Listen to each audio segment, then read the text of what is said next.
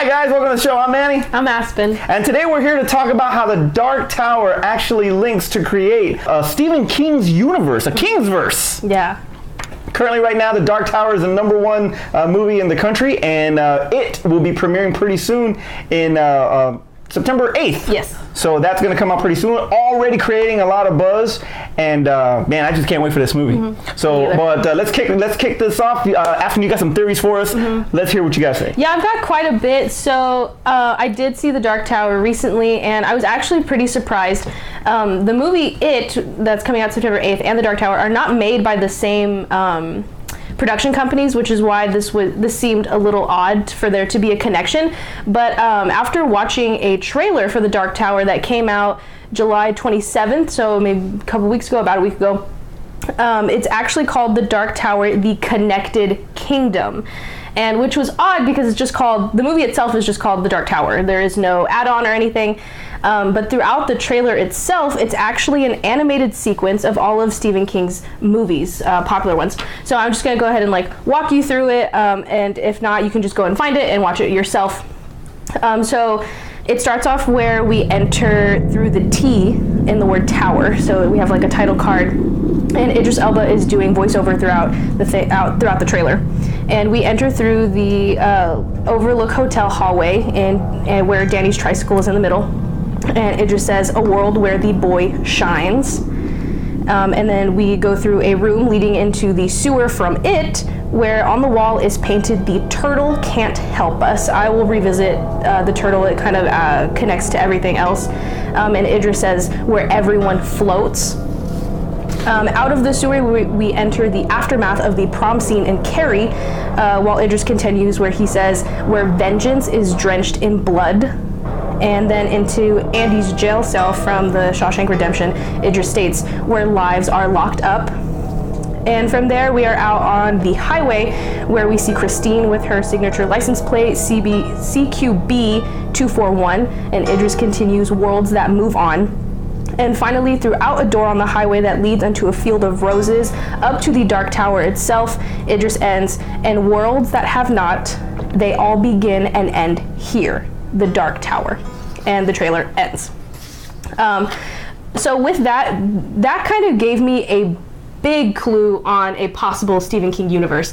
I mean, it seems odd that movies like this, and just the novels in general, you wouldn't think they would be connected, because Stephen King, does more than just horror itself or suspense or thrill. And I think the trailer was a big part in convincing me that this could be a thing. Well, if you're looking, if he's doing voiceover and he's going through and he's actually commenting on the Shawshank Redemption, that pretty much just goes to show that it is connected. Whether it's a drama, a horror, it doesn't matter. I mean, in real life, there's horror, so who's to say? Who's to say that it's not based on certain things that are supernatural or whatever? In this particular case, it's a possibility. Right. Currently, right now, there's different connections in certain movies with certain characters from movies. Characters from Salem's Lot that were actually tied to the Dark Tower. Characters in The Stand, The Talisman, Stephen King's It, Eyes of the Dragon. These types of movies all have a connection that all go through the Dark Tower. So right. So I started looking into more about It specifically after watching the Dark Tower. There were 2 Easter eggs in the Dark Tower, and one was Christine. She came out as a toy car, and Pennywise himself. There was a scene in the Dark Tower where they are in this world that's totally deteriorated, and the darkness has taken over, and there is a destroyed amusement park, and it's called Pennywise. So those were the 2 Easter eggs. Those are the only ones I caught because I did see it in theaters, so I couldn't, pause, play, whatever. So after doing that, I went home and I rewatched all of the It trailers and just constantly, picked at it. And I picked out a few things that maybe you might have missed. And if there's anything else, totally let me know. I'm really into it. So one of the things was actually the typewriter company shows out in the basement scene where Bill sees Georgie, and it's the same one that's in The Shining. The boy that plays Eddie at one point is repping a t-shirt with Christine on it. And in the library scene where the balloon comes out, there is a newspaper clipping that reads, "No indictment yet in Gillespie," which is a character in Salem's Lot who is a cop, actually.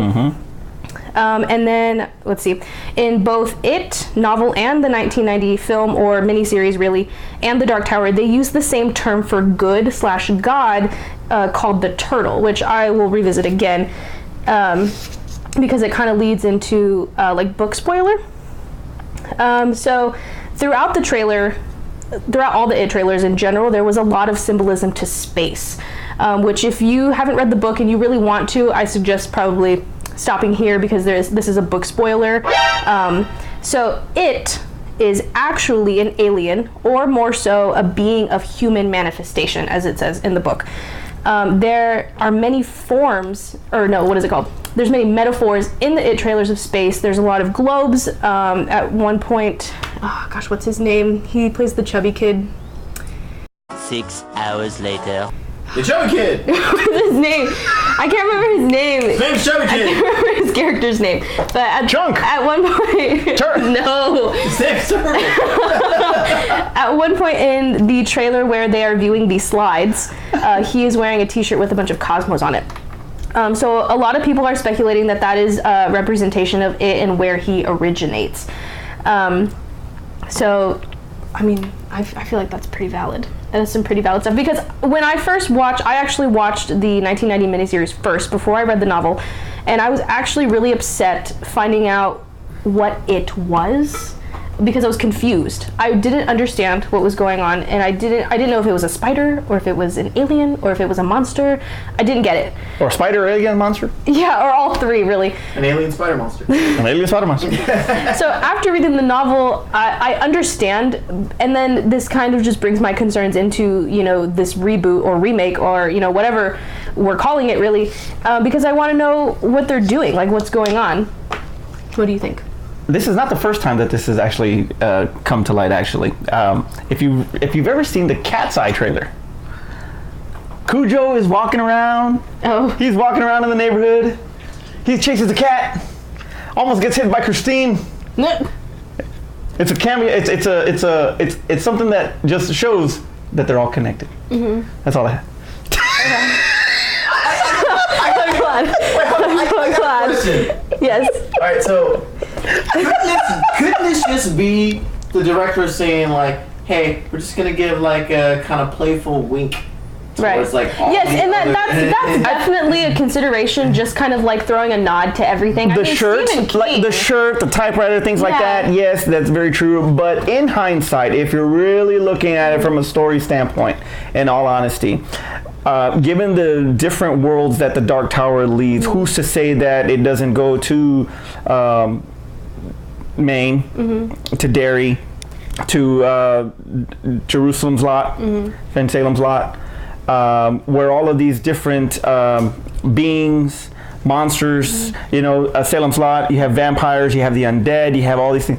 So who's to say? Who's to say that it's not? And I think right now, with the amount of shared universes that are going on right now, I think it's the perfect time to actually bring these to light. If you really look at things in the Stephen King library, like The Stand, like the Tommy Knockers, the Golden Years, the Langoliers, all of these different movies, you know, they have some sort of supernatural / space type of feel about it. So, right, and I mean it's always the time period too, because this new installment of It is actually 1989, so it is an 80s themed movie, really. So, which is something that kind of threw me off at first, and then I read the novel, and it's actually since It is a alien, I'll just call him that for now.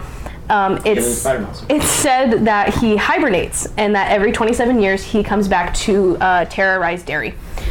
So there was some theories out there that since the 1990 version that this made sense, that it filled the 27-year gap for the like original lore, really, which I mean is kind of shaky if you think about it. And from this 1989, in the story of the new one, people are speculating that the sequel, where we're going to see the adult version of the kids, will be based in 2016, which is, you know, obviously closer to our time, our present day. Yeah. So if you're really like hardcore about it, then you're doing the math.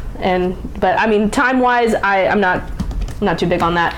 But after everything, what are you more excited? This is from Den of Geek. If you guys get a chance, check this out. So this is it. In terms of larger connections, there are 3 things that you should know. 1, Pennywise is an enemy of the turtle, one of the guardians of the 6 beams that hold the world together and lead to the Dark Tower. Pennywise is one of the big bad guys of the Kingsverse. Pennywise is an energy vampire, a kind of monster that feeds on emotion, much like Dandelo, who is one of the villains in the Dark Tower. Pennywise is from a place called the Macroverse, which is like the Tadash darkness, a sort of nothingness that exists between alternate dimensions in the Kingsverse, where all the really awful creatures come from. So it's kind of like H.P. Lovecraft's Great Old Ones, although it's never stated that the Macroverse is the same thing as Tadash Darkness. They sound like the same awful place. Yeah. So that is from Den of Geek, and that pretty much highlights a little bit about what you're talking about as far as the connection of that one. The real connection, right? Oh, okay. Well, after all of that, I hope you enjoyed this video. And if you want to see a Stephen King universe, like this video, subscribe. Comment down below anything that you saw in the trailer, anything that you're looking forward to, and anything that you're not interested in. Totally let me know. And of course, subscribe. And let us know what is the next adaptation from Stephen King that you'd like to see. Currently, right now, the director of it, is actually thinking about bringing back Pet Sematary. Ooh. So is that one that you might want to see, or is there another one that you'd like to see? Let us know in the comments below. For Terrence in the back, I'm Manny. I'm Aspen. And we'll see you next time.